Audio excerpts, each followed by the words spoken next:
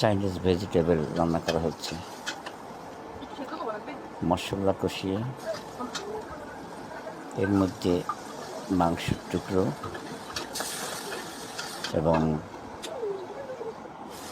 বিভিন্ন রকমের সবজি যেমন বটবটি, গাজর, তারপর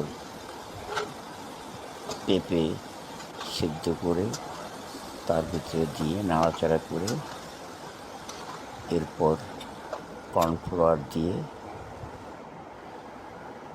সুন্দর করে রান্না করে নেওয়া হবে। দেখতেও বেশ সুন্দর, খেতেও বেশ মজার। বাসায় চেষ্টা করবেন। ধন্যবাদ। আল্লাহ হাফেজ।